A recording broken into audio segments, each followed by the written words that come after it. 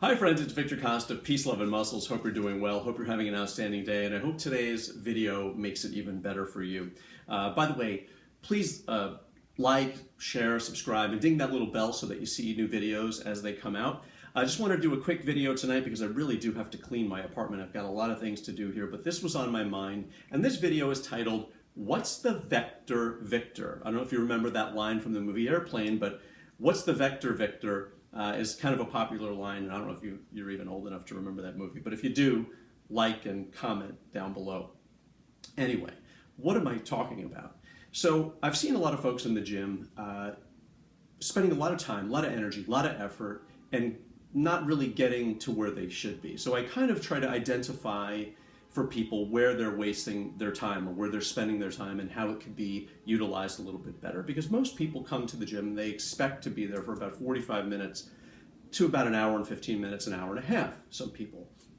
So we're all spending the same amount of time in there, yet some people are achieving and accomplishing a lot more. We can't speak for the people who are doing steroids or drugs or anything like that, but there are two people, let's say, Joe and John, and Joe spends the same amount of time in the gym as John, but John is less effective. He's not really doing, accomplishing as much in the same amount of time. And why is that? Is he more gifted genetically? Is he dieting better? Maybe a little bit of that. But what it comes down to sometimes is how you spend your time in the gym. Now, of course, there are some people who go there and dilly-dally and spend some time on their phone, and then there's other people who really focus and go in there with a purpose. Of course, going in there with a purpose is really important, and we'll talk about that another time. But today's video is really about the vector, right? What's the vector Victor, and what do I mean by that? So let's take this little ribbon to describe what I mean. So let's say when I do a bench press, I think of this as the vector, right? I'm working the middle of my chest. And let's say that I were to put that press up on a slight incline, let's say 15 degrees, I would suspect that my point of attention would raise, right? It would be this vector. I would change the vector from here to here. And then if I were to raise it to 25 degrees, perhaps it'll be up here. And then the next set, maybe I raise it to 30 degrees and now it's up here. And so a lot of folks do that in the hopes that they are training different vectors. They are sort of canvassing the body. They're making sure that they hit every part of the body as they move the incline up.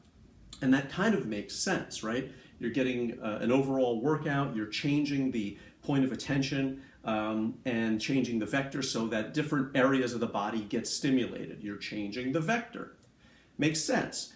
However, the issue that I have with that is that I don't think any particular vector gets enough work such that your body understands what you're trying to accomplish. In other words, you keep changing the signal so rapidly that you can't develop a dialogue with the area that you want to work. In other words, it's like you make a phone call to this area of your body, and the next thing you know, you hang up and then call this area, that each area doesn't know what you're trying to accomplish.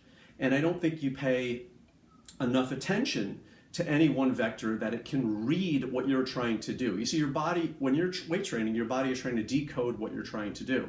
And the more you do something to a particular area, the more the signals get picked up on. It's like understanding a language, right? A dialogue with the weights. And if you keep moving that around, you're never really getting to know any one vector enough. And so you're still doing bench presses, you're still doing the same amount of sets, you're still doing the same amount of work in terms of time, but you keep changing the vector so often that no particular area of the body can respond in a way that it understands what you're trying to accomplish. That's what I strongly believe.